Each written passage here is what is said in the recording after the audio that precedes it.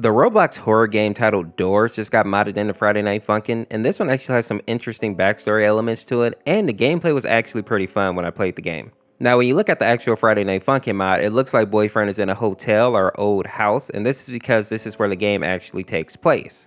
What you have to do is basically explore this old hotel and try to survive while finding these different objectives. What makes this interesting and kind of scary is that there are monsters that inhabit this hotel, and if you run into them and they catch you, you basically are unalived or you lose the game. Now, interestingly enough, we get to see in the mod that boyfriend and girlfriend actually find themselves in this hotel, and only way that they can actually escape is if they actually beat the game. This is why in the cutscene we literally see boyfriend running through the hotel opening doors, just as you do in the actual original game. And for those of you that may have missed it, girlfriend is definitely in this mod. She's just a tiny version of herself that is sitting on boyfriend's shoulder. Now, the entity that we see boyfriend rapping against is actually called Rush, and it makes sense that the developers would put Rush into this mod first, because Rush is one of the more common entities that you actually see in the original game.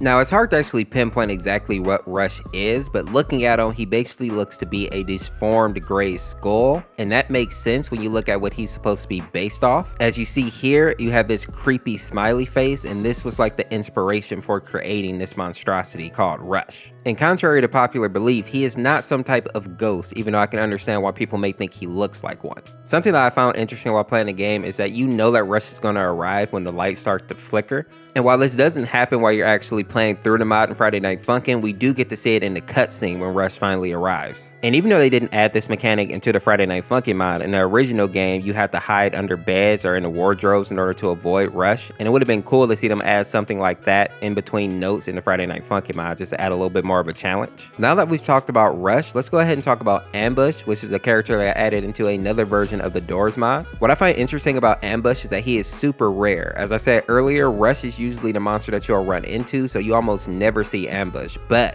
he is definitely a bigger pain in the butt than Rush, technically.